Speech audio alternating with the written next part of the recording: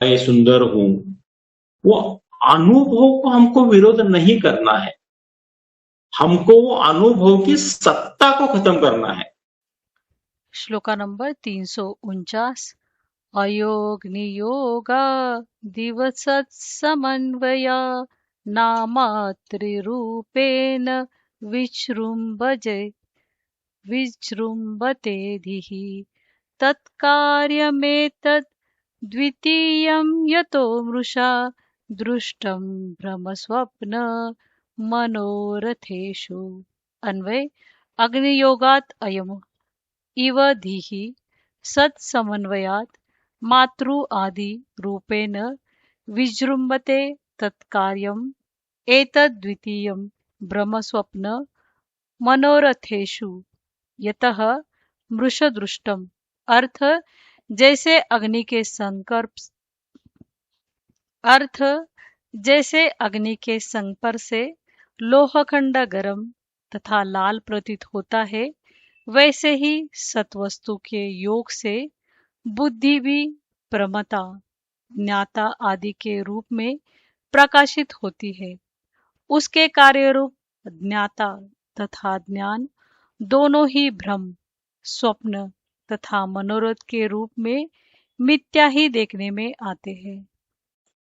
Last time से हम यही देखते आ रहे हैं कि हमारी स्पिरिचुअल ग्रोथ कैसी होगी, या हम जो ज्ञान है, कि अगर किसी को मुक्ति प्राप्त होगी या कोई दुनिया से इन्फ्लुएंस नहीं हो रहा है, तो उसका बिहेवियर कैसा होगा। तो अभी ये आगे के जो 10 श्लोका है बहुत ही अच्छे है समझने के लिए। तो भगवान इसमें बहुत डीप में जा रहे हैं। देखिए, आज तक हम कभी भी डिस्कस करते हैं तो हम सोचते हैं कि हाँ, आप कर्तव्य कर्म करो, आप ऐसा करो, आप वैसा करो, आप उसके फल से अपना ध्यान हटा लो या फल को छोड़ दो। ये सब क्या है ना, ये प्रिलिमिनरी है, इनिशियल है। अगर आपने फल छोड़ा तो उसका क्या होगा। आपने कर्म करना है, नहीं करना है, जो अनुभूति है उसको लेना है, नहीं लेना है, पता कैसे चलेगा कि हमको कि हम मुक्ति की तरफ जा रहे हैं। ये सब अभी 10 श्लोका में आएगा। बहुत ही हाईएस्ट लेवल का नॉलेज है इसमें। तो इसमें थोड़ा चिंतन डीप करेंगे, थोड़ा टेक्निकल भी हो सकता है, पर जितना कम टेक्निकल रहे उतना ट्राई करते हैं। तो वो ये श्रृंखला का एक पहला श्लोका है। इसमें क्या आ रहा है देखिए, इसमें बता रहे भगवान कि अगर आपने लोह ले लिया या आयरन ले लिया और उसको क्या कर दिया, आपने अग्नि में डाल दिया, तो क्या अग्नि के समान वो लाल दिखता है। अगर आप उसको अग्नि से निकाल देंगे तो फिर से वो काला दिखेगा या उसका ओरिजिन कलर जाएगा, वो लाल नहीं होगा, वो एनर्जी इमिट नहीं करेगा। क्योंकि वो जो लाल दिख रहा था, वो जो उसे ये दे रहा था, हीट दे रहा था या लाइट दे रहा था, वो उसकी नहीं है। उसने वो अग्नि से एनर्जी ले लिया, उससे फिर वो अग्नि जैसा दिख रहा है। आप उससे निकाल देंगे उसको तो फिर से उसके नॉर्मल स्टेट में आ जाएगा। ऐसा ही भगवान बता रहे हैं कि हमारी बुद्धि है, हम डिस्क्रिमिनेट करते हैं बुद्धि से, हम दुनिया को समझते हैं, डिस्क्रिमिनेट करते हैं। ये जो बुद्धि की डिस्क्रिमिनेशन पावर है, ये बुद्धि की खुद की नहीं है। ये जब आत्मा से प्रकाशित हो रहे तभी वो प्रकाशित हो रही है। इसलिए क्या हो रहा है कि हमको लगता है हम बहुत बुद्धिमान है, हमारी बुद्धि तेज है या कुछ भी हो, पर वो बुद्धि नहीं है एक्चुअली। वो जो बुद्धि में जो भी आप प्रकाश देख रहे हैं, बुद्धिमानिता देख रहे हैं, वो आत्मा की वजह से है। और इसका देखिए, जब जब चैतन्य है तब तक शिव है, चैतन्य चला गया तो शव हो जाता है। तो वही बुद्धि, वही सब स्ट्रक्चरल बॉडी, सब पंचकोश वैसे के वैसे है, पर जब उसमें आत्मा का रिफ्लेक्शन नहीं हो रहा है तो शिव शव बन जाता है। वो किसी भी एक्सपीरियंस को नहीं कर सकता, किसी भी एक्सपीरियंस पे रिफ्लेक्ट नहीं कर सकता। तो हमको ये पहली चीज क्लियरली समझनी है कि हमारा मन, हमारी बुद्धि जो भी चैतन्यता को दिखा रही है, वो उसका खुद की चैतन्यता नहीं है। उसकी चैतन्यता कहाँ से आ रही है? आत्मा से आ रही है, जो नॉन चेंजिंग रियलिटी से आ रही है। मन बुद्धि चेंजिंग है, करेक्ट। तो ये क्या है? ये बोरोड कॉन्शियसनेस दिखाता है कि बोरो, बुद्धि ने उस कॉन्शियसनेस को बोरो किया, चैतन्यता का बोरो किया है, करेक्ट। उधारी है उसकी। तो ये उधारी को उधारी ही समझना है। जैसे हमने किसी के उधार ले लिए 1 लाख रुपए लिए गाड़ी खरीदने के लिए, तो ये 1 लाख रुपए मेरे बैंक में आने के बाद वो मेरे नहीं होते हैं, मुझे वापस करने हैं। तो वो 1 लाख रुपए हम कैसे बोलते हैं, इसको और कहीं नहीं लगाएंगे, इसको सिर्फ गाड़ी खरीदने के लिए लगाएंगे, क्योंकि वो उधारी का पैसा है, भले मेरे पास हो पर उधारी का पैसा है। वैसे हमारी बुद्धि का जो जो भी चैतन्य दिखता है वो उधारी का है। वो कहाँ से आया है? अपने ब्रह्मन से आया है। हमने पहले इसका देखा था एक श्लोका में, जहाँ पे वो और एक पैरल बहुत अच्छा एग्जाम्पल देते हैं कि सन है, बहुत सारे बादल आए हुए हैं आकाश में, तो क्या लगता है हमको? बादल प्रकाशित हो गए, पर वो क्या बादलों का प्रकाश है? नहीं, वो सूरज का प्रकाश जो बादलों के थ्रू आ रहा है, उसको हम बादलों का प्रकाश जैसा दिख रहा है, पर बादल प्रकाशित नहीं है, वो है सूरज प्रकाश वाला। तो इसीलिए हम कभी घर में अगर हमको प्रकाश चाहिए तो हम बादल नहीं लेके आते, हम सूरज की रोशनी लाने का ट्राई करते हैं, क्योंकि हमारा जो सोच है उसके ऊपर हमारा, हम जिससे बिहेव करेंगे इम्पैक्ट होगा। तो जब तक हम अपने बुद्धि को, अपने मन को प्रकाशमान मानेंगे, तब तक हम क्या करेंगे? हम दुनिया को खंड में देखेंगे, अलग अलग देखेंगे, क्योंकि मेरी बुद्धि, ये मेरा मन, तो क्या होगा? मैं और तेरा हो जाएगा। अगर यही मैं बोलूंगा तो ये मेरे बुद्धि की जो प्रकाशता है ये आई है आत्मन से, तो फिर आत्मा के लेवल पे हम सब एक ही जैसे हैं, तो मेरा तेरा नहीं होगा। तो इसीलिए ये भगवान समझा रहे हैं कि हमको ठीक से समझना है। अभी यहाँ के देखिए, यहाँ पे एक इंपॉर्टेंट चीज है, जो भी अनुभव हो रहा है हमको, भले मैं बुद्धिमान हूं, मेरा पैर दर्द हो रहा है, मैं सुंदर हूं, वो अनुभव को हमको विरोध नहीं करना है, हमको वो अनुभव की सत्ता को खत्म करना है। वो सत्ता के जो स्वतंत्र सत्ता है उसका निषेध कर रहे हैं, वो अनुभव का निषेध नहीं कर रहे। हमको ये सब अनुभव आएंगे, पर हम वो अनुभव को स्वतंत्र सत्ता माने हैं, उसका निषेध कर रहे हैं यहाँ पे। तो हमको वो देखना है, हम अनुभव के खिलाफ नहीं है, अनुभव के स्वतंत्र सत्ता के खिलाफ है। अच्छा, आगे चलिए। श्लोका नंबर 350। ततो विकारः प्रकृतेरहं मुखा देहावसना विषयाश्च सर्वे क्षणे अन्यथा भावितया ह्यमीशा मत्सत्त्वात्मा तु कदापि नान्यथा। अन्वय। ततः अहम्मुखाः देहवासना सर्वे विषयाः च प्रकृतेः विकारः क्षणे अन्यथा भवितया ही अमीशा ही असत्वम तु आत्मा कदा अपि अन्यथा न।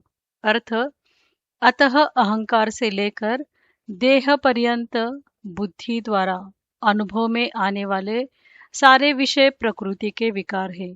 ये सभी प्रतिक्षण अन्य भाव को प्राप्त होते रहने के कारण मिथ्या है, परंतु आत्मा में कभी परिवर्तन नहीं आता।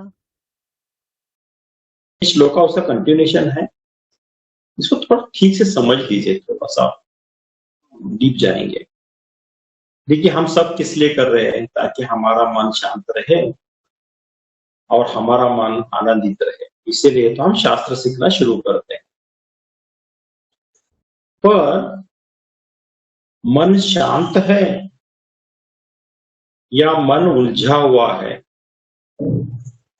ये दोनों भी मन की अनुभूतियां हैं हमको, ये दोनों भी आत्मा की अनुभूतियां नहीं है।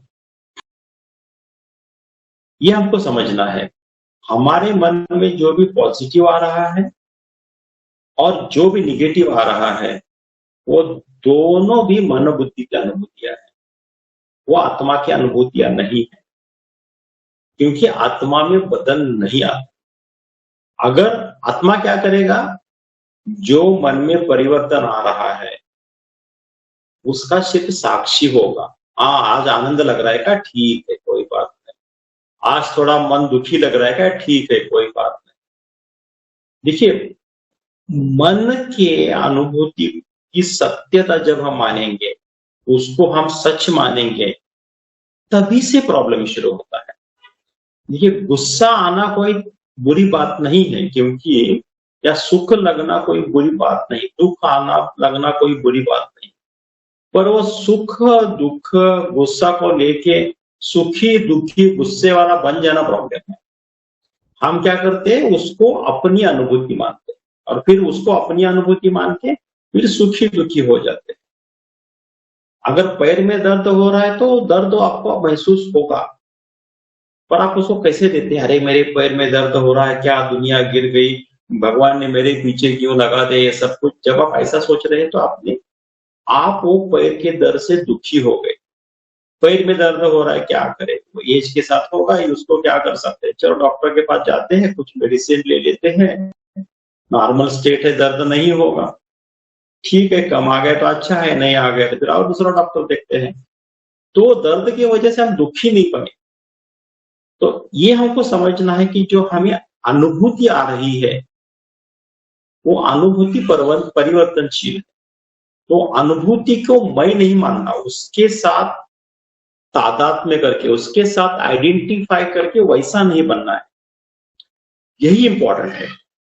इंपॉर्टेंट ये नहीं है कि हमको अनुभूति आ रही है कि नहीं, तो अनुभूति को सच मान के उसको खुद के साथ उसके अहंकार के साथ कनेक्ट किया तो आपका प्रॉब्लम शुरू हो। तो भगवान यहीं पे यही बता रहे हैं कि जो भी अहंकार से लेकर देह पर्यंत बुद्धि द्वारा अनुभव में आने वाले सारे विषय प्रकृति के विकार है। जो भी आपको पंचकोशों का अनुभव आ रहा है वो सब प्रकृति से आया हुआ है, वो ब्रह्मन से आया हुआ नहीं है। ये सभी प्रतिक्षण अन्य भाव को प्राप्त होते रहते के कारण मिथ्या है, क्योंकि ये बदलने वाले हैं और अन्य भाव को प्राप्त करते हैं, परंतु आत्मा में कभी परिवर्तन नहीं आता। तो आत्मा में परिवर्तन नहीं आता। इसीलिए देखिए, जब भी मुझे लगा कि मैं भूखा हूं, मैं प्यासा हूं, तो देखना है कि ये कहां से आ रहा है, ये आ रहा है मेरे प्राणमय कोश से। मैं सुखी हूं, मैं दुखी हूं, कहां से आ रहा है, ये मेरे मनोमय कोश से। मैं आनंदी हूं, कहां से आ रहा है, मैं मेरे आनंदमय कोश से। ये मैं जिसमें सब में घुसा रहा है वो कहां से आ रहा है, आपके अहंकार से, करेक्ट, विज्ञान में कोश से। तो ये जो भी आप अनुभूतियों का जो सर्कस देख रहे हैं, वो सर्कस आ रहा है आपके पंचकोशन से या प्रकृति से, वो ब्रह्मण से नहीं आ रहा है। अगर इसको और थोड़ा आगे लेके जाके आप सोचेंगे तो देखिए, आप कोई ड्रामा देखने गए, ठीक है, वो ड्रामा में कोई अच्छा कैरेक्टर है और एक कोई बुरा कैरेक्टर है, विलन है और एक हीरो है। तो क्या होता है कि हीरो सबके लिए अच्छा करता है, दुनिया के बारे में सोचता है, विलन सबका बुरा सोचता है। फिर एक बार हीरो और विलन में लड़ाई हो जाती है और फिर विलन हीरो को मार रहा है। आप ड्रामा देख रहे हैं, आप क्या ऐसा करेंगे, अरे वो मार रहा है उसको करके जंप कर दिए स्टेज पे जाके, फिर विलन को मार दिया उन्होंने। एक्चुअली ऐसा एक मरण ड्रामा भी है उसमें। तो वो कौरव और पांडवों का युद्ध चल रहा है, तो फिर वो कुछ लोग समझते ऐसा ही है करके जाके फिर उसको दुर्योधन दुशासन को मार देते हैं जाके स्टेज पे। तो हम इसको देख कैसा रहे हैं, क्या हम इसको जो ड्रामा चल रहा है सामने, इंक्लूडिंग हमारे अहंता के साथ, अपने पंचकोशन के साथ, क्या हम उसको सच मान के उसमें एंटेंगल हो रहे हैं, या हम उसको सिर्फ अनुभूति देख रहे हैं, ठीक है अनुभूति है, वंडरफुल, चलो मूव ऑन। तो वो हमारा वो ड्रामे जैसा हो जाएगा। हम वहां पे क्या है, हम वहां पे टिकट लेके नाटक देखने गए। जो भी स्टेज पे चल रहा है वो किसी डायरेक्टर ने लिखा हुआ है, किसी कोरियोग्राफर ने उसको ये किया है, कुछ सोच के उन्होंने किया होगा। हमने टिकट लिया है, वहां जाके फिर उसमें घुस के उनका चेंज करने का ट्राई करते हैं हम। तो क्या हो गया, हम अपने मैंडेट से आगे चले गए। तो ये हमको सोचना है, हम कर क्या रहे भाई। तो ये इंपॉर्टेंट है। तो हमको ये समझना है कि ये जो भी हो रहा है, जो परिवर्तनशील अनुभूतियां है, जो अनुभव हमको आ रहे हैं, वो सबको है वैसा लेना है, उसके साथ खुद को आइडेंटिफाई नहीं करना है। जो ड्रामे में हीरो है, हीरो के साथ आइडेंटिफाई करके फिर स्टेज पे जाके वो विलन से फाइटिंग शुरू नहीं करनी है, हमारा ये नहीं करना है। क्योंकि तो फिर वो गलत हो गया सब। क्योंकि जो भी दुनिया में चल रहा है, जो भी अपने शरीर में चल रहा है, वो चल रहा है किसी ने किया होगा, सोच के भगवान ने किया होगा शायद। वो चल रहा है, प्रकृति का खेल चल रहा है, उसमें हम क्यों उसको अच्छा करें या बुरा करें, हम उसके फ्लो के साथ जाते हैं। तो जिसके समझ में ये क्लियरली आ गया, तभी आप दुनिया के अनुभव जो आ रहे हैं, वो अनुभवों को सच नहीं मान रहे, अदरवाइज आप वो अनुभूतियों को सच ही मान रहे हैं, और वहां से आपका प्रॉब्लम शुरू होता है। आगे चलिए। श्लोका नंबर 351। नित्याद्वये खंड चिदेकरूपो बुद्ध्यादिसाक्षी सदसद्विलक्षणः अहं पद प्रत्यतलक्षितार्थः प्रत्येक सदानंद घन परात्मा। अन्वय। परात्मा नित्य अद्वय अखंड चिदेक रूपो बुद्धि आदि साक्षी सद असद विलक्षणः अहम पद प्रत्येक लक्षिणार्थः प्रत्येक सदानंद घनः। अर्थ। परम आत्मा अपने यथार्थ स्वरूप से नित्य एक अद्वय अखंड चैतन्य एक रूप बुद्धि आदि का साक्षी स्थूल तथा सूक्ष्म से भिन्न अहम माने मैं शब्द का लक्षितार्थ और प्रत्येक वस्तु के अंतर में निहित चिर आनंद घन स्वरूप है। यहाँ पे आत्मा के बारे में बता रहे थे। तो वो क्या बता रहे हैं कि ये अपनी यथार्थ स्वरूप से, यथार्थ स्वरूप है वो नित्य एक अद्वैत, उसमें दूसरा कोई नहीं है, अखंड, उसमें ब्रेक नहीं है, चैतन्य है, वो प्रकाशमान है, एक रूप है। वो क्या कहते हैं, बुद्धि आदि का साक्षी, जो भी चल रहा है उसका साक्षी है। स्थूल व सूक्ष्म भिन्न, जो स्थूल है या सूक्ष्म है उससे भी भिन्न है। वो स्थूल भी नहीं है, सूक्ष्म भी नहीं है। स्थूल मतलब जो स्ट्रक्चरल है, सूक्ष्म मतलब जो कॉन्सेप्चुअलाइज आप कर सकते हैं, वो सूक्ष्म से भिन्न है।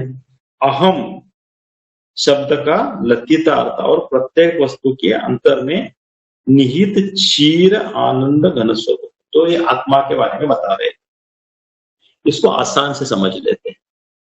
देखिए, मेरे मन में विचार आ रहा है कि ये मैं हूं, मेरे मन में विचार है कि मैं नहीं हूं।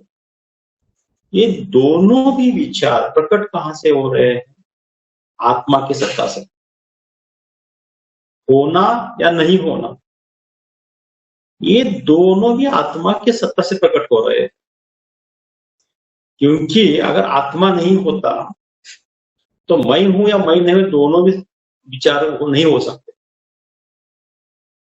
तो इसीलिए हमको यह समझना है कि जब हम सोचते हैं कि मैं आत्मा के बारे में, लास्ट का भी अगर श्लोका लेते हैं, आत्मा के बारे में जब मैं खुद का आत्मा का अनुभूति कर रहा हूं, तब मेरे लिए दुनिया में अच्छा और बुरा खत्म हो जाता है।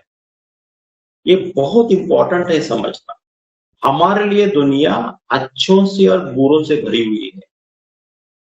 ये अच्छा है, ये बुरा है, ये मेरा है, ये पराया है। ये जो द्वैत में हम फंसे हैं ना, ये तभी आता है जब हम मानते हैं कि आत्मा सिर्फ एक को सपोर्ट कर रहा है, दूसरे को सपोर्ट नहीं कर रहा है। अगर आप मानते हैं कि ये जो भी संसार है ये परमात्मा ने बनाया है, तो फिर आपको ये डाउट क्यों आता है कि ये बुरा परमात्मा ने नहीं बनाया है? हम यही सोचते हैं कि अच्छा वाला तो परमात्मा ने बनाया, बुरा वाला परमात्मा ने नहीं बनाया। तो हम डाउट इससे कर रहे हैं, परमात्मा पे डाउट कर रहे हैं। ये तो ऐसा ही तैयार हो गया, ये तो ऐसा। जैसे कि हम नाटक का जो एग्जाम्पल दे रहे थे, जिसने हीरो भी किया, जिसने विलन भी तैयार किया, वही डायरेक्टर है ना, उसको पता है वो क्या कर रहा है। हम कौन अच्छा बुरा करने वाले? तो हमको ये समझना है कि ये जो दोनों विचार आ रहा है, ये अच्छा है या बुरा है, ये दोनों विचार एक ही आत्मन के प्रकाश से आ रहा है। तो जब हम ये समझेंगे तो दुनिया में अच्छा बुरा देखना बंद करेंगे।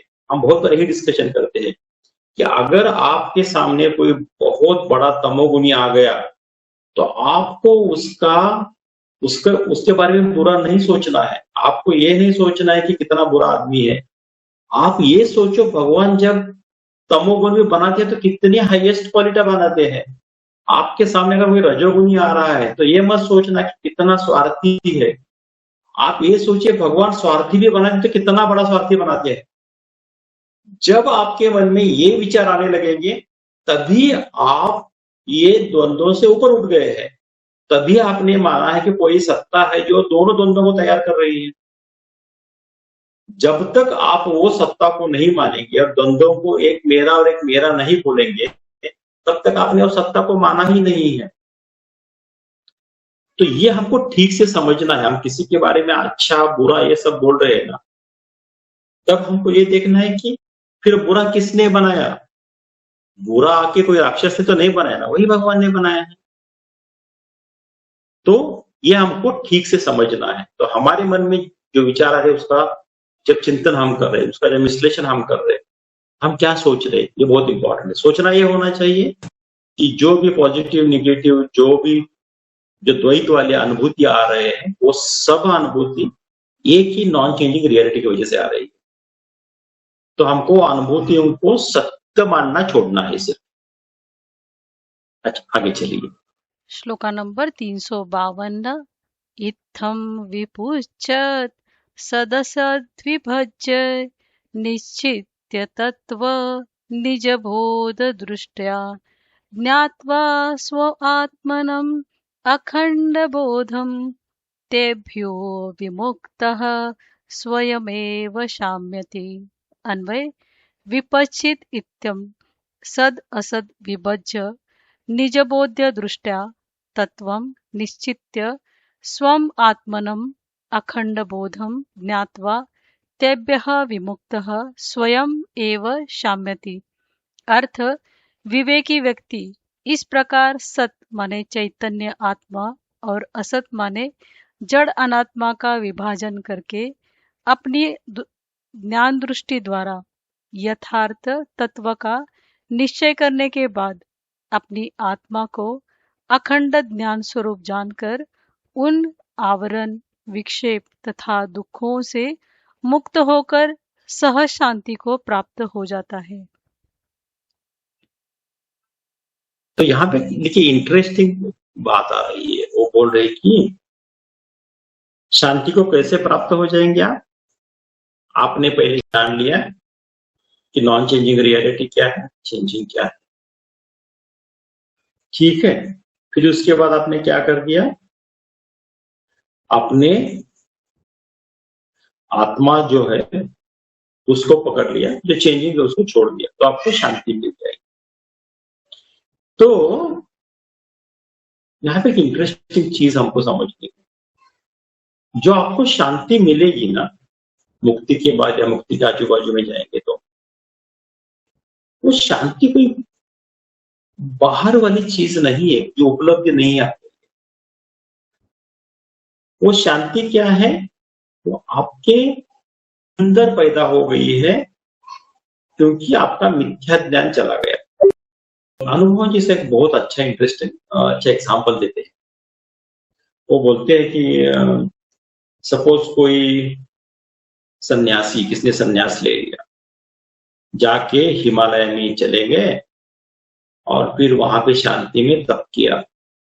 उनको लगा कि अपना मन तो अभी शांत हो गया, चलो दुनिया में चलते हैं। फिर वो दुनिया में आ गए, किसी के घर में चले गए रहने के लिए। तो देखा एक छोटा बच्चा है, और पहले घर में वो ये होता था ना, जो हम डोर को लॉक करते हैं ना, डोर लॉक, उसके साथ आप खेल सकते हो। ठक ठक ठक ठक करके बच्चे खेलते हैं ना, तो कोई बच्चा उसके साथ खेल रहा है। तो अनुभव एक दूसरे से पता था, बच्चा उसके साथ खेल रहा है। तो वो बच्चा क्या कर रहा है, वो जो नाद ब्रह्म है, जो जो साउंड आ रहा है, उसके ब्रह्म में वो विलीन हो गया है, वो खेल रहा है। और जो सन्यासी है, उसका मन पूरा इनस्टेबल हो गया। क्या आवाज आ रहा है, बच्चा खेल रहा है, कितना आवाज कर रहा है। तो उसको जो लगा उसकी शांति है ना, वो शांति किस स्टेट में आ गई थी, जब बाहर से उसको कोई ट्रिगर नहीं आ रहा। जब बाहर से ट्रिगर आता है ना, तो आपकी मन की स्थिति पता चलती है, करेक्ट ना। तो युद्ध से पहले, जैसे कि बहुत बातें का बहुत अच्छी आसान होता है। युद्ध में सामने जाओ, जब लड़ने लगो तो पता चलता है कि युद्ध क्या होता है। तब अगर आप डरे नहीं तो आप सच में सुरमा हो, नहीं तो आप ऐसे बात करते हो। तो विराट के पुत्र के बारे में ऐसे एक पोएम आती थी हमारे मराठी में, उसको बोलते थे कि वो घर में बैठ के बहुत बड़ी बात कर रहे, उधर जाके जब देखा, नहीं आई थिंक इसमें आता है ज्ञानेश्वर जाता है शायद, वहां जाके देखा जब बड़े बड़े सामने खड़े हैं, तो अर्जुन को बोलता है कि ये लोग तो मेरे को जैसे कि कांटों पे पड़ा हुआ कपड़ा होता है ना, वैसे फाड़ देंगे करके, तो अपने बाणों से। तो जब तक हम वो सिचुएशन में नहीं जाते तब तक हमें पता नहीं चलता है। तो इसीलिए मैं ये इसीलिए बता रहा हूं कि जो भी शांति है वो बाहर की उपलब्धि नहीं है, वो अंदर की उपलब्धि है। और अंदर की उपलब्धि कब है, जब आप बाहर जो भी हो रहा है उसको मिथ्या अनुभूति मानेंगे। जब तक आप बाहर चीजों को मिथ्या अनुभूति नहीं मानेंगे, बाहर का अनुभव बदल गया, आपके मन की शांति टूट गई। तो वो हमको समझना है। यहाँ पे भगवान क्या बोल रहे हैं, शांति आपको मिलेगी पर जब आपका मिथ्या अनुभव जो बाहर का है वो चला जाने के बाद। एक अच्छा एग्जांपल बताते हैं। वो बोलते हैं कि यूएस की हिस्ट्री में आज तक सिर्फ एक ही प्रेसिडेंट था, मैं उसका नाम मैं भूल गया, एक ही प्रेसिडेंट था जो हंसते हंसते अपने टर्म के बाद चला गया। बाकी सब प्रेसिडेंट रोते रोते चले गए, क्योंकि वो जो वहां का पावर है उसको उन्होंने सच माना है कि वो कर सकते हैं। तो वो आइडेंटिटी को, वो पावर को जब तक छोड़ के जाना इतना आसान नहीं। सिर्फ एक ही प्रेसिडेंट हंसते हंसते गया। तो यही है, क्योंकि जो उनकी शांति है या जो उनका जो आनंद है वो कंडीशनल है, डिपेंडेंट है, क्योंकि बाहर की जो चीजें है उसकी सत्ता को उन्होंने खंडित नहीं किया है। इम्पोर्टेंट। आगे चलिए। श्लोका नंबर 353। निर्विकल्प समाधि का फल। अज्ञान हृदयं ग्रंथेर्थी शेष विलयस्तदा समाधिना विकल्पेन यदा द्वैत्वात्म दर्शनम। अन्वय। यदा अविकल्पेन समाधिना अद्वैत आत्मदर्शनम तदा अज्ञान हृदय ग्रंथे निशेषः विलयम। अर्थ, जब निर्विकल्प समाधि के द्वारा अद्वय माने एकमेव द्वितीय आत्मा का दर्शन होता है, तब हृदय में पड़ी हुई अज्ञान की गांठ, चिच्चड़ ग्रंथि की पूरी तौर से नाश हो जाता है। यहाँ पे बहुत इंटरेस्टिंग दिया है धनंजय। जब निर्विकल्प समाधि के द्वारा अद्वय मतलब एकाम में द्वितीय, दूसरा नहीं है, उसका अल्टरनेट नहीं। जैसे कि सुख का दुख अल्टरनेटिव है, गरीब का अमीर अल्टरनेटिव, अल्टरनेटिव विदाउट अल्टरनेटिव। आत्मा का दर्शन होता है तब हृदय में पड़े हुए अज्ञान की गांठ, जो अज्ञान हृदय में पड़ा हुआ है ये पूरी तरह से नाश हो जाता है। ये बहुत इंटरेस्टिंग दिया है उन्होंने, इसको समझना है थोड़ा सा ठीक से।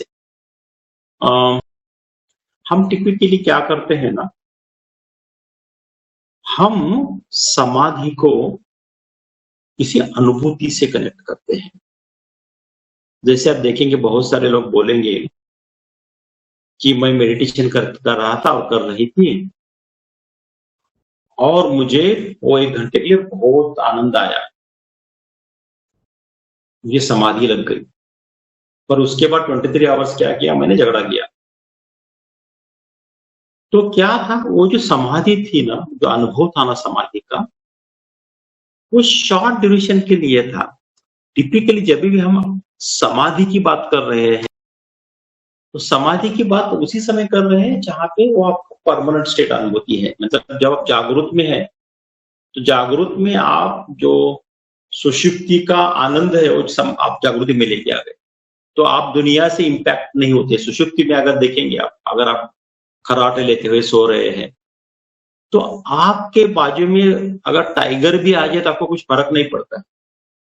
दुनिया में आपके बाजू में कोई आके पूरा रिजर्व बैंक ऑफ इंडिया का सोना रख दे तो भी आपको कुछ फर्क नहीं पड़ेगा, आपको उससे सुख भी नहीं होगा, दुख भी नहीं होगा। दुनिया में कुछ भी हो उससे आपको इंपैक्ट नहीं हो रहा है। अगर वही अनुभूति आप अपने जागृत में लेके आ गए, मैं जागृत हूं, मैं मेरा व्यवहार चल रहा है दुनिया से और कुछ भी हो व्यवहार में मुझे फर्क ही नहीं पड़ता, मैं अंदर से वैसा के वैसा हूं, सुषुप्ति का वो स्टेज को हम समाधि बोलते हैं। तो यहां पे क्या हो गया, एक है अनुभव और हम वो अनुभव को कैसे ले रहे हैं। तो अगर आप कोई भी अनुभव आए उससे इंपैक्ट नहीं हो रहे हैं तो आपकी ये स्टेट पूरे दिन भर चलेगी। ये स्टेट आपकी आधा घंटा मेडिटेशन में नहीं चलेगी। मैं मेडिटेशन को बुरा नहीं बोल रहा हूं, वो एक स्टेट है उसमें जहां पे आप आउटसाइड कंट्रोल कर रहे हैं और कुछ अनुभूति ले रहे हैं। क्या वो अनुभूति नॉर्मल एक्सपीरियंस में, नॉर्मल इंटरेक्शन में आ जाएगी क्या? वो कब आ जाएगी? ये स्टेट में, जब यहाँ पे भगवान बता रहे हैं, जब आपकी निर्विकल्प समाप्त हो जाएगी, जब आप जो आत्मन है उसका दर्शन हो जाएगा, उसी समय आपको लगेगा दुनिया का जो भी इंटरेक्शन है, जो भी अनुभूति आ रही है दुनिया से, दुनिया मतलब सिर्फ मैं ममता की बात नहीं कर रहा हूं, आपके शरीर के बाहर से लेकर आपके शरीर की भी, अहंता की भी, पंचकोशों की भी, तो जो भी उसके अनुभूति आ जाएंगे तो उसका जो इम्पैक्ट है आपके ऊपर, उसका जो आपके ऊपर इन्फ्लुएंस है वो खत्म हो जाएगा। तो ये बहुत इंपॉर्टेंट है यहाँ पे कि हम अभी भी अनुभूतियों को बुरा नहीं, अच्छा बुरा नहीं बोल रहे हैं, हम वो अनुभूति की सत्यता को या असत्यता के बारे में बात कर रहे हैं। अनुभूति कुछ भी आ जाए, हम जब तक उसको सत्य नहीं मानते तब तक वो हमारा कुछ भी बिगाड़ नहीं सकती। जब हम उसको सच माने, शुरू हो गया प्रॉब्लम वहां से। तो जब आप आत्मा का अनुभूति होगी आपको, तो दुनिया की अनुभूति है वो सच नहीं होगी। आगे चलिए। श्लोका नंबर 354। त्वमहमेदमित्तेयं कल्पना बुद्धिदोषात् प्रभवति परमात्मा न्यद्वये निर्विशेषे प्रविलसति समाधावस्य सर्वो विकल्पो विलयनमुपपगच्छे ध्वस्तु तत्त्वावधृत्या। अन्वय: त्वम् अहम् इदम् इति इयं कल्पना बुद्धिदोषात् प्रभवति निर्विशेषे अद्वये परमात्मनि समाधो प्रविलसति वस्तु तत्त्ववृद्ध्या अस्य सर्वः विकल्पः विलीयनम् उपगच्छेत्। अर्थ: तू मैं यह ऐसी कल्पना बुद्धि के दोष से उत्पन्न होती है, निर्विशेष अद्वय परमात्मा समाधि के उपलब्धि होने पर ब्रह्म तत्व की ठीक ठीक अवधारणा हो जाने से व्यक्ति का सारा विकल्प नाना तत्व बोध नष्ट हो जाता है। फिर से भगवान वही बता रहे हैं कि तुम, मैं, ये जो हमने बांट के रखा है ना, ये सब बांट के इसीलिए रखा है कि ये सब बुद्धि से उत्पन्न हुआ है, क्योंकि ये सब आ रहा है माया से। जो भी माया से आएगा वो तीनों गुणों का कॉम्बिनेशन है डिफरेंट प्रोपोर्शन में, तो उसमें आपको अलग अलग दिखेगा सब, क्योंकि ये सब बुद्धि के दोष से उत्पन्न है। जब आप समाधि में चले गए तो क्या वो ये सब भेद मिट जाए, क्योंकि आपने अभी आपका रेफरेंस पॉइंट क्या है, ब्रह्मन है, आत्मन है, रेफरेंस पॉइंट दुनिया नहीं है। तो यहाँ पे बहुत इंटरेस्टिंग बोलते हैं कि हम यही सोचेंगे कि चलो दुनिया का एक्सपीरियंस की सत्यता खत्म हो जाएगी। अभी सत्यता को खत्म करने के लिए दो चीजें होती है, इसको हम अंगूर खट्टे बोलते हैं ना, आपने सुना होगा वो स्टोरी। एक जाकल था, उसको अंगूर खाने थे पर उसको नहीं आ रहे, वो थोड़ा ऊपर थे हाइट पे, तो फिर वो बोलता है कि मुझे अंगूर नहीं खाने हैं क्योंकि अंगूर खट्टे हैं। वो नहीं ले पा रहा है पर उसको बोल रहा है कि अंगूर खट्टे हैं।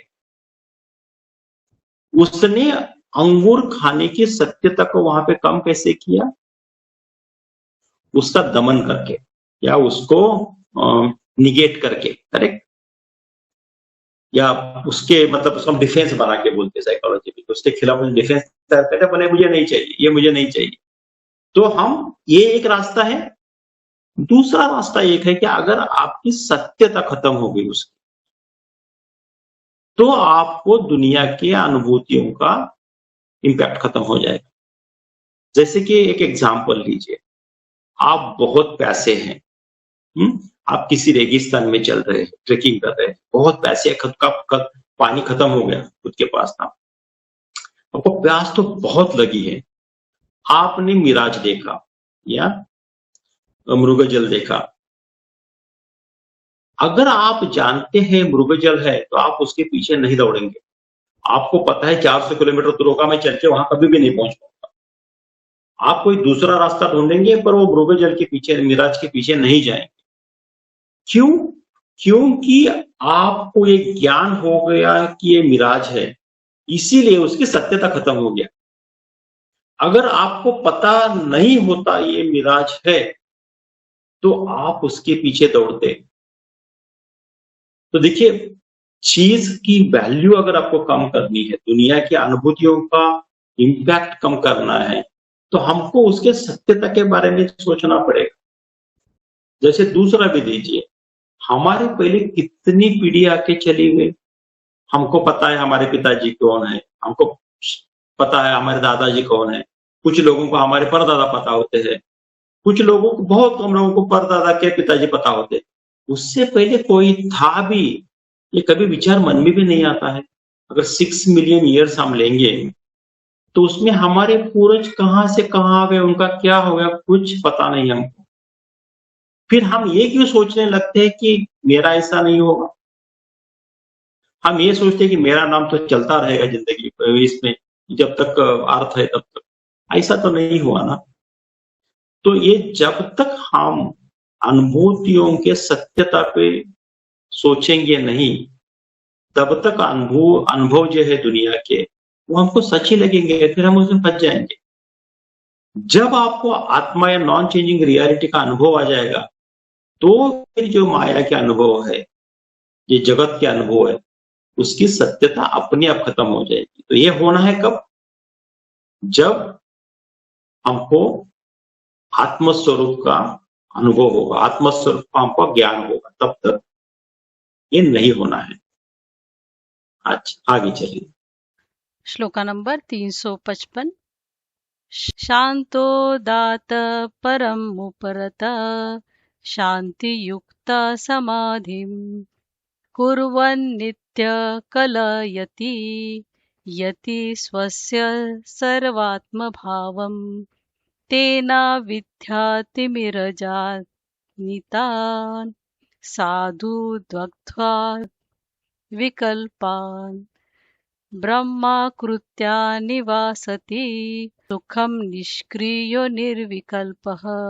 अन्वय शान्तः दान्तः परम उपरतः शान्तियुक्तः यति समाधिं कुर्वन् स्वस्य सर्वात्मभावः नित्यं कलयति तेन अविद्या तिमिर जाति तान् विकल्पान् साधु दग्ध्वा ब्रह्म आकृत्या निष्क्रियः निर्विकल्पः सुखम निवासति। अर्थ शांत मन वाला, इंद्रियों को दमित रखने वाला, विषयों से पूर्णतः विरत, क्षमाशील, सहिष्णु यति साधक समाधि में स्थित होकर निरंतर सर्वात्म भाव का अभ्यास करता है। सभी प्राणियों तथा वस्तुओं को अपनी ही आत्मा जानता है। इस चिंतन के द्वारा अविद्या माने माया के अंधकार से उत्पन्न सभी विकल्पों, मिथ्या कल्पनाओं को सहज ही दग्ध करके वह ब्रह्माकार वृत्ति द्वारा निष्क्रिय तथा निर्विकल्प अवस्था में स्थित होकर सुखपूर्वक निवास करता है। अभी तक जो जो हमने डिस्कस किया उसके बारे में उन्होंने बता रहे हैं। तो बहुत सारी चीजें एक श्लोका में डाल दी है, काफी कॉम्प्लिकेटेड है पर इसको आसानी से समझेंगे। यहाँ पे एक चीज वो बोल रहे कि आप खुद के जो पंचकोश है उसके साथ कैसा डील कर रहे हैं, जो अहंता के साथ कैसा डील कर रहे हैं। दूसरा है जगत है जो कि आपकी ममता में आता है, उसके साथ आप कैसा डील कर रहे हैं। और तीसरा है आपका जो स्वरूप है उसके साथ आप कैसा डील कर रहे हैं। तीनों ही आ जाएगा, बाकी उसमें कुछ बचा ही नहीं। तो पहले तो बोल रहे हैं कि वो जो उनका जो पंचकोश है उसके बारे में कैसा है, शांत मन वाला, इंद्रियों को दमित रखने वाला, विषयों से पूर्णता विरत, क्षमाशील, यति वगैरह वो दे। समाधि में स्थित होकर, समाधि में स्थित होकर मतलब मुझे अपने आत्मा के साथ अनुभूति को कैसा कर रहा है, स्थित होकर निरंतर समत्व भाव का अभ्यास करता है। सभी प्राणी इस चिंतन के द्वारा और सभी प्राणियों तथा वस्तुओं को अपने ही आत्मा जानता है। मतलब जो दुनिया है जो आपकी ममता में आ रही है उसको कैसा देख रहा है, वो सहज ही दुग्ध करके वह ब्रह्माकार वृत्ति द्वारा निष्क्रिय तथा निर्विकल अवस्था में स्थित होकर सुखपूर्वक निवास करता है। तो वो निर्विकल अवस्था में इसीलिए आएगा कि उसने पहले तो अपने इंद्रियों को कंट्रोल कर दिया, वो जान लिया कि वो इंद्रिय जो नॉट इंद्रिय पंचकोश है, वो पंचकोश तो सिर्फ आत्मा के प्रकाश से आ रहे हैं। फिर दुनिया को जाना कि दुनिया को जो अनुभूति है वो माया की अनुभूति है, वो तो ब्रह्मन की अनुभूति नहीं है। मैं ब्रह्मन हूं तो मुझे एस्टैब्लिश होना है खुद के स्वरूप में। ऐसा हो गया तभी वो शांति में रहेगा। यहाँ पे एक चीज हमको फिर से क्लियर करनी है, हम बहुत बार इसमें फंस जाते हैं, जो मैं रिपीट कर रहा हूं आज बहुत ज्यादा बार। दुनिया में कोई अच्छा है या बुरा है उसके बारे में हमारे मन में अच्छा बुरा नहीं आना चाहिए। यहां पे ये यूनिवर्सल लव का डेफिनेशन नहीं है। देखिए कुछ लोग बोलते हैं मैं सब दुनिया का भला करूंगा, दुनिया का हंगर मैं मिटा दूंगा। वो डेफिनेशन यहां पे नहीं है। आप किसको मदद करो या आप किसको मदद मत करो इससे फर्क नहीं पड़ रहा है। आप वो मदद करने को और न करने को कैसा समझ रहे हैं उससे इंपैक्ट हो रहा है। तो इसीलिए आप वर्ल्ड हंगर का प्रॉब्लम सॉल्व करने वाला ही सिर्फ ये स्टेट में जाता, ऐसा नहीं है। क्योंकि वो ये सोचेगा कि जिसको भी हंगर दिया है, जिसको भी हंगर नहीं दिया है, वो किसी ने ड्रामा रचा है और मैं वो ड्रामा देख रहा हूं, मेरे हाथ से उसमें जो कर सकता हूं करूंगा। पर मुझे वो ड्रामा का डायरेक्शन बदलना है ये उसका आइडिया नहीं होगा। ठीक है, वो हमको क्लियरली समझना है। तो बहुत बार हम इसमें फंस जाते हैं। एक्चुअली दुनिया कैसी है ये इंपॉर्टेंट नहीं है, जो भी है वो दुनिया हमको कैसे अफेक्ट कर रही है वो इंपॉर्टेंट है। हमको एनालाइज तो वो करना है कि दुनिया ने मुझे ऐसा अफेक्ट क्यों किया। तो यहाँ पे वही हो रहा है, वहां पे बता रहे हैं कि अगर आप खुद का स्वरूप, खुद के पंचकोश जो अहंता है, और जो ममता से आएगा, जो आपके शरीर के बाहर का जो जगत है, इस तीनों को कैसा डील कर रहे हैं। अगर आप स्पेसिफिक वे में तीनों को डील नहीं कर पा रहे हैं, तो फिर आप परमानेंट स्टेट ऑफ हैप्पीनेस और शांति में नहीं रह सकते। तो यहाँ पे बोल रहे हैं कि मैं थोड़ा निगेटिव कोनोशन कर रहा हूं उसका, और परमानेंट स्टेट ऑफ हैप्पीनेस रहना है तो आपको ये करना पड़ेगा। आगे चलिए। श्लोका नंबर 356। समाहिता ये प्रविलाप्य बाह्यं श्रोतादिचेतः स्वमहं चिदात्मनि ए एव मुक्ता भवपाशबन्धैः नान्या तु परोक्ष कथाभिधायिनः। अन्वय: ये स्वयं ब्रह्म क्षोत्रादि चेतः च अहं चिदात्मनि प्रविलाप्य समाहितः ते एव भवपाशबन्धैः मुक्तः तु अन्य परोक्ष कथाभिधायिनः न। अर्थ: जो लोग अपने कर्ण आदि ब्रह्म, इंद्रियों, चित्त माने अंतकरण तथा अहंकार को चैतन्य स्वरूप आत्मा में विलीन करके समाधिस्थ रहते हैं, केवल वे ही संसार बंधन से मुक्त होते हैं। परंतु केवल ब्रह्म ज्ञान की चर्चा करते रहने वाले अन्य लोग भवबंधन से मुक्त नहीं होते। आई थिंक पहली चीज तो समझ में आ गई कि आपने अपने कर्म है, बाह्य इंद्रिय वगैरह है, और जो पंचकोश है, ये सबको अपने चैतन्य स्वरूप में विलीन कर दिया, उल्टा कर दिया। हम करते हैं उल्टा, करना है उल्टा। जो भी बाहर का है उसको अपने चैतन्य में विलीन करना है। तो क्या हो गया, जो बाहर के जो डिविजन्स है वो निकल गए, या उसमें जो द्वैत फंसा हुआ है निकल गया।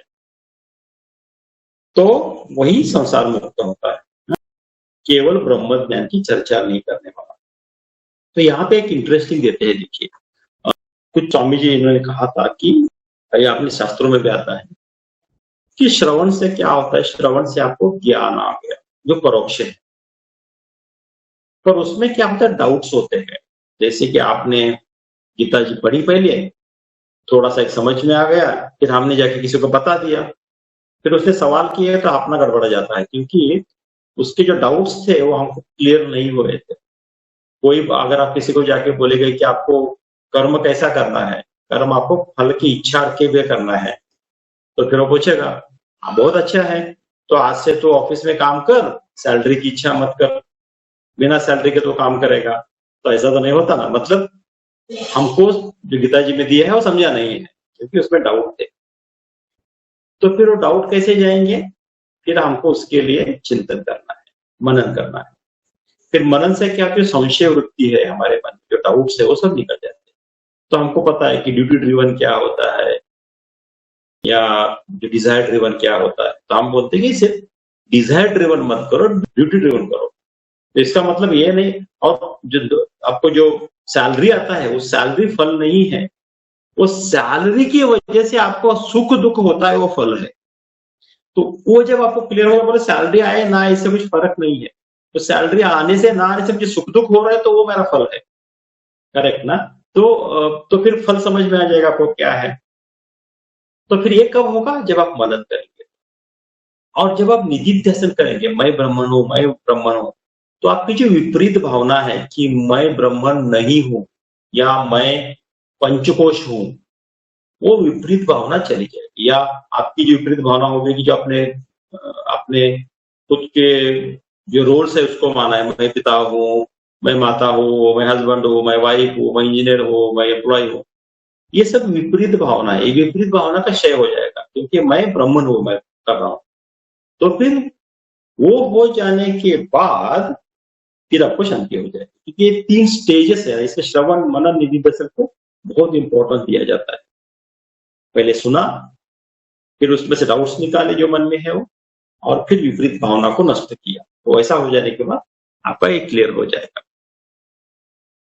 आगे चलिए।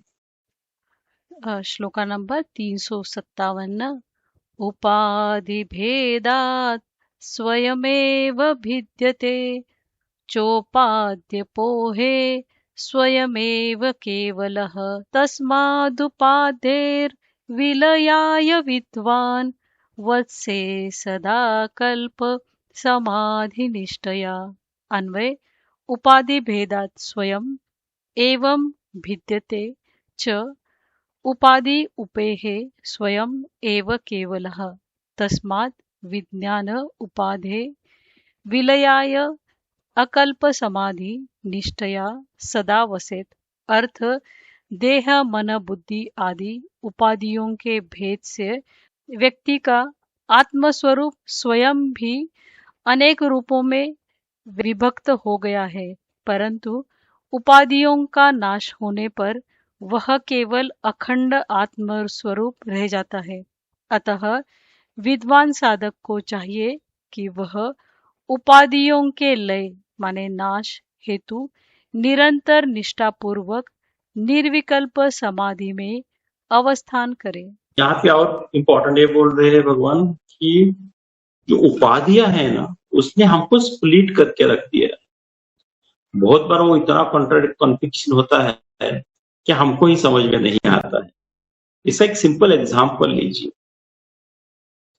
कोई टीचर है, बाकी सबके लिए भी एक्सटेंड कर सकते हैं। कोई टीचर है, टीचर के खुद के बच्चे हैं और स्कूल में है। जब वो टीचर स्कूल में जाती है या जाता है तो बच्चों के साथ सख्त बिहेव करता है कि ऐसा ही पढ़ाई करो, ऐसा ही करो, मुझे आप तकलीफ दे रहे हो, आप मेरी सुनते क्यों नहीं हो। ये सब बहुत स्ट्रिक्टनेस और बिटरनेस और वो सब रहेगा। वही टीचर जब घर में आता है, आती है, जब माता पिता का रोल करती है, खुद के बच्चे इतने तकलीफ देते तो कुछ लगता नहीं उसको। क्यों? क्योंकि वो रोल के हिसाब से उनकी दुनिया बटी है। रोल बदल गया तो दुनिया बदल गई। तो इससे क्या होगा आपको खुद को नहीं, यही नहीं पता चलेगा। आप यहां ऐसा बिहेव कर रहे, वहां वैसा बिहेव कर रहे, वहां वैसा बिहेव कर रहे हैं। आपको होना क्या चाहिए? इस सब उपाधियों को छोड़ के आत्म स्वरूप में हो जाना चाहिए। तभी आप में जो कंफ्यूजन हो रहा है वो सब निकल जाए। और इंपॉर्टेंट यहां पे ये है, जब हम सब कोई बोल रहे उपाधियों को छोड़ो, इसका मतलब ये नहीं कि आप टीचर बनेंगे तो लोग आपको टीचर नहीं पुकारेंगे। आप माता बनेंगे तो आपको लोग माता करके नहीं पुकारेंगे। उसका मतलब वो नहीं है। उसका मतलब ये है कि वो हो गया व्यवहार। जब मैं ऑफिस में जाता हूं तो मुझे रिपोर्ट करने वाले यंग एम्प्लॉइज और मेरे घर में खुद के बच्चे उनके ही एज वाले, इनमें मुझे फर्क दिखना नहीं चाहिए। तो वो क्या हो गया? ऐसा कब होगा? जब मैं उपाधियों की सत्यता को नकार दूंगा। मैं वो उपाधियों को सच नहीं मानूंगा। शायद मैं एक बार बच्चों को पे चिल्लाऊं, कभी मेरे एम्प्लॉयज पे चिल्लाऊं, पर वो किसके लिए था? वो मेरा कर्म था करके, मैं ड्रामा कर रहा हूं वहां पे। वो जब तक मुझे सत्यता है ये मेरा अपना और ये मेरा दूसरा पराया है, मेरे रोल की वजह से आ रहा है, तब तक मैं वो स्टेट तक नहीं पहुंच सकता। मैं बिना उपाधियों को निर्विकल्प तक नहीं पहुंच सकता। तो हमको देखना है कि कल मुझे लोग भी इसी नाम से पुकारेंगे अगर मेरी मुक्ति हो गई तो भी। पर वो नाम का इम्पोर्टेंस मेरे लिए नहीं रहा। कोई पुकारना चाहता है नाम से, ठीक है पुकार, चलता आ रहा है इतने दिनों से, उसको ना तो मैं क्यों बोलूं, हाँ भी क्यों बोलूं। तो ठीक है, चल रहा है, व्यवहार हो गया, पर वो व्यवहार को मैंने सच नहीं माना है। तो इम्पोर्टेंस यहाँ पे ये है कि उपाधियों को आपको कम करना है, मतलब उपाधियों की वजह से जो आप व्यवहार करें, व्यवहार को सच नहीं मानना। अच्छा, आगे चलिए। श्लोका नंबर 358। सती सक्तो नरायाति सद्भावं हेकनिष्ठया कीटको भ्रमरं ध्याययन् भ्रमरात्वय कल्पते। अन्वय: सती सक्तः नरः हि एकनिष्ठया सद्भावं यति यथा कीटकः भ्रमरं ध्यायन् भ्रमरत्वाय कल्पते। अर्थ: सत्स्वरूप ब्रह्म में आसक्त मनुष्य अपनी अनन्य निष्ठा के द्वारा निश्चय ही अपने ब्रह्म स्वरूप को प्राप्त हो जाता है। उसी प्रकार जैसे कि भ्रमर का ध्यान करता हुआ कीट भ्रमर ही हो जाता है। I think it's a worth the sloka to ponder and to stop इस 10 श्लोकास। देखिए यहाँ पे हमारा एक चीज होती है एज ए ह्यूमन, हम जिस चीज को अपना टारगेट मानते हैं, हम जिस चीज को अपना रेफरेंस मानते हैं, हम वैसे ही बन जाते हैं। आप देखेंगे husband wife towards age even start looking same, start thinking same, क्योंकि वो रेफरेंस होता है उनका। यहाँ पे वैसा ही बोल रहे कि अगर एक कीटा भ्रमर को देखता है और सोचता है कि उसके जैसा बनता है, तो एक दिन उसके भ्रमर जैसा ही बन जाता है। तो हमको इससे इंपॉर्टेंट एक दो चीजें लेनी है कि हमने किस चीज को जिंदगी में रेफरेंस माना है। हमने पैसे को रेफरेंस माना है, रिलेशनशिप को रेफरेंस माना है जिसको हम संग्रह और संबंध बोलते हैं। हमने खुद को पंचकोशों को रेफरेंस माना है, या हमने आत्मन को रेफरेंस माना है। अगर आपके लिए जिसकी मुक्ति हो गई वो रेफरेंस है, तो आप उसके साथ से सोचेंगे, वो रास्ते पे चले जाएंगे। अगर आप संबंध संग्रह बढ़ाने वाले रजोगुणों को अपना रेफरेंस मानेंगे, तो आप रजोगुणी बनते जाएंगे। अगर आप तमोगुणियों के साथ रहेंगे बहुत समय तक, तो आप तमोगुणी बन जाएंगे। देखिए, क्योंकि वो बोलेगा अरे क्या पागलपन कर रहा है, क्यों कर रहा है। इसलिए बोलते टिपिकली कि जब भी हम कॉलेज में थे तो घर वाले बोलते रहते कि कभी जा रहा है पार्टी को, तो ये तय करके जा रहा है कि वहां पे लोग शराब नहीं पी रहे, क्योंकि तू वहां जाएगा तो वो लोग बोलेंगे अरे शराब नहीं पीता है, फिर उसको आपको कुछ उल्टा पुल्टा बोल के फाइनली पिला देंगे। तो ऐसी जगह पे जाना ही क्यों चाहते हो। तो हमको जो रेफरेंस लेना है, हम जिस चीज को इंपॉर्टेंस दे रहे हैं, हमको सो चूज करना है, उसका इम्पैक्ट बहुत ज्यादा होगा। अगर आप किसी मुक्त व्यक्ति को रेफरेंस लेंगे तो आप उसके जैसा बनेंगे। अगर आप शिवाजी महाराज को रेफरेंस लेंगे तो उनके जैसा बनेंगे। अगर आप औरंगजेब को रेफरेंस लेंगे तो औरंगजेब जैसा बनेंगे। आपको डिसाइड करना है कि आपके लिए रेफरेंस कौन है। आप जिसका रेफरेंस लेंगे उसके बारे में ही सोचते रहेंगे, उसके बारे में सोचते रहेंगे तो आपके ऊपर बहुत इम्पैक्ट होगा वो चीज का। तो इसलिए हमको किसके साथ रहता हूं, किसके साथ रहती हूँ, और दिन भर में किसके बारे में सोचता रहता हूं, किस चीज को मैंने इंपॉर्टेंस दिया है, वो आपको ऐसा ही बना देगा। अगर आप मुक्ति चाहते हैं तो आपको डेफिनेटली देखना पड़ेगा कि आप किस चीज को आपका रेफरेंस मान रहे हैं, किसके बारे में आप सोच रहे हैं। अगर आप मुक्ति चाहते हैं और किसी रजोगुणी को रेफरेंस मानते हैं तो होगा नहीं। तो यहाँ पे अभी रोक देते हैं। होपफुली ज्यादा टेक्निकल नहीं हो गया हो आज। अगर मैं कुछ भूल गया तो ऐड कर दीजिए, और कोई समरी करना चाहे तो प्लीज समरी कर